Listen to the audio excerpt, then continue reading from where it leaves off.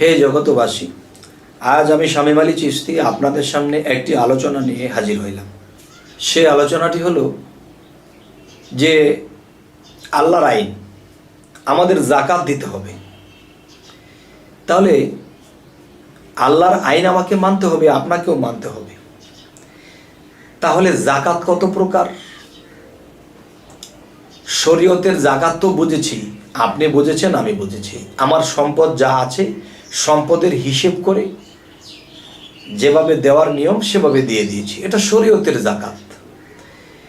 তাহলে হাকিকত ও মারেফতের জাকাতটা কি বাবা? হাকিকত ও মারেফতের জাকাতটা যখন আমরা বুঝবো, তখন শরীয়তের জাকাতটা আমাদের কাছে আরও পোক্ত হবে এবং মারেফতের জাকাতটা আমাদের জানা হবে এবং সেটা করা হবে। আচ্ছা, শরীয়তের জাকাতে গেলাম না, মারেফতের জাকাত, হাকিকতের জাকাত মূলত কি? সে বিষয়টি হলো যে আমি একটি আলোচনাতে বলেছিলাম যে মারেফতের জাকাত, যেমন একজন মহৎ ব্যক্তি একটি গানের মধ্যে লিখেছিলেন, ভোক লাগিলে গুরুর নামের সুদা খাবিরে, মারেফতের দেশে যদি যাবিরে। আবার বলা হয়েছে যে অমূল্য ধন বিক্রি করে বিনামূল্যে পাবিরে, মারেফতের দেশে যদি যাবিরে।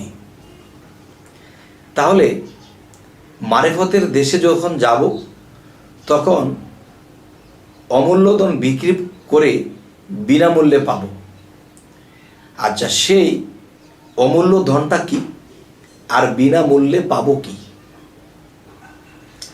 যেমন একটি কথা দেখবেন, এই জাকাত, মারেফত ও হাকিকতের যে জাকাতটি, এই জাকাতটি যদি আপনাকে দিতে হয়, তাহলে এই জাকাতটি এতই কঠিন একটা বিষয় যা সহজে বলার চেষ্টা করব, যদি আপনারা দয়া করে বুঝে নিতে পারেন ইনশাআল্লাহ। সেই জাকাতটি হলো,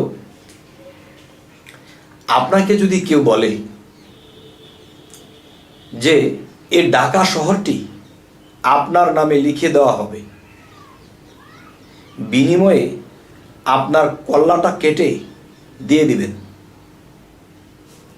তখন আপনি কি বলবেন? আমার কল্লা না থাকলে তো আমিও নেই, আর আমি যদি না থাকি তাহলে ঢাকা শহর দিয়ে আমি কি করব? অবশ্যই এটা বলবেন। তাহলে বোঝা গেল কি আপনি এটা করবেন না। তার মানে এই ঢাকা শহরের কাছে আপনার মানব দেহটাই মূল্যবান বেশি। তাহলে বোঝা গেল কি ঢাকা শহরের মূল্য দিয়েও আপনার দেহটাকে কিনতে পারলো না। তাহলে অবশ্যই এটা অমূল্য ধন, যা মূল্য দিয়ে কিনা গেল না। গেল একটা বিষয় যে এই অমূল্য ধন যা বিক্রি করে আমি ঢাকা শহরটাও আমার কাছে অমূল্য, সেই ঢাকা শহরের কোনো মূল্য নেই। তাহলে মানুষ যখন মৃত্যুবরণ করে তখন কিন্তু এই দেহটা পড়ে আছে, মাটির সাথে মিশে যাবে, এই দেহটার কোনো মূল্য নেই। তাহলে মানুষটা যখন মারা গেছে তার দেহের কোনো মূল্য নেই, যদি বেঁচে থাকে তাহলে ঢাকা শহরের এই দেহের বিনিময়ে কোনো মূল্য নেই। তাহলে অমূল্য ধন বা অমূল্য জিনিসটা আমরা কোথায় পাবো, কি করে বুঝবো যে কোনটা আসলে অমূল্য ধন? আচ্ছা, এখন আমি মৃত্যুর পরে আমার দেহের কোনো মূল্য নেই, আর এই দেহ দিয়ে আমাকে কেউ ঢাকা শহর দেবে না, কিন্তু বেঁচে থাকতে সেই ঢাকা শহর দিলেও আমার কাছে মূল্য নেই। তাহলে সেই অমূল্য ধন বিক্রি করে বিনামূল্যে পাবিরে, সেই মারেফতের দেশে যদি যাবে। তবে হে জগতবাসী, একজন মানুষ যখন একজন কামেল মুর্শিদের কাছে যায় তখন কি হবে? আল্লাহ কি বলেছে? হে রাসূল, আপনার হাতই আমার হাত। আর রাসূল কি বলেছে?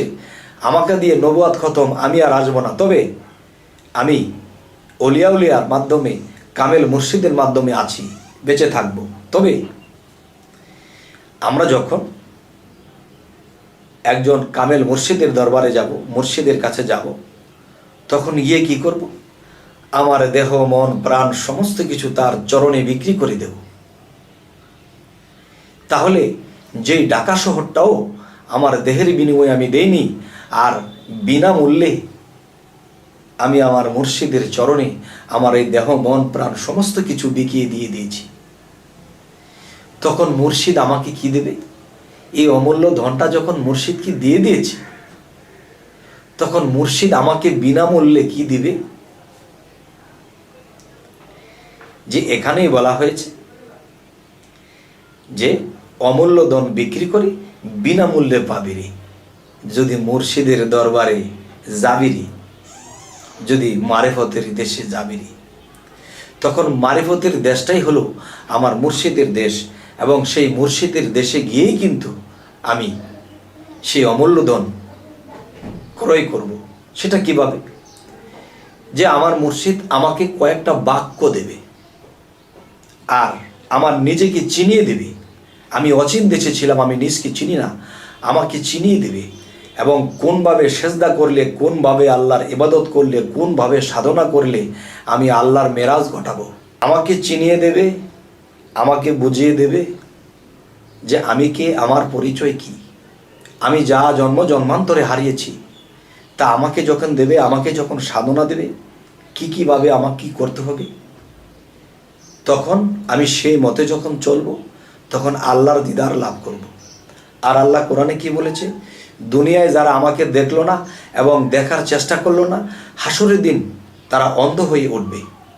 আর যার উছিলাতে আমি অমূল্য ধন বিক্রি করে দেওয়ার পরে বিনামূল্যে আমার মুর্শিদ যখন আমাকে কিছু দিল, এবং সেই জিনিসগুলো করি যেদিন আমি আল্লাহকে দেখব, মেরাজ ঘটাবো, সেদিন আমার সমস্ত দোজক যখন হারাম হয়ে যাবে, তখন কি হবে? আমি যে বিনামূল্যে দিয়েছিলাম অমূল্য ধন, আর এই অমূল্য ধন যেদিন আমি বিনামূল্যে দিয়ে দিয়েছিলাম, তখন আমার মুর্শিদ আমাকে সেই জিনিস দেওয়ার পরে যখন সেগুলা করে আমি আল্লাহকে দেখলাম, তখন কি হবে? আমার এই মানব জন্মটা ধন্য হয়ে গেল বাবা, আর কি চাইব? তবে আজ এই কথাগুলো এ কারণেই আজ বললাম যে আসলে জাকাত যে বিষয়টা, জাকাত বিষয়টা আসলে হাকিকত কি, এর কিছুটা আমি আপনাদের সামনে তুলে ধরলাম। জানি না আপনাদের কেমন লাগলো, তবে যদি ভালো লাগে তবু আমাকে জানাবেন, যদি খারাপ লাগে তবু আমাকে জানাবেন। তো আরেকটি বিষয়, আমাদের এই চ্যানেলের আলোচনা যদি আপনাদের ভালো লাগে, অবশ্যই সাবস্ক্রাইব করে রাখুন, পরবর্তীতে আমাদের বাকি ভিডিওগুলো আপনারা পেয়ে যাবেন। তো আজ এই বলে রাখবো, সকলেই ভালো থাকবেন। আল্লাহ হাফিজ।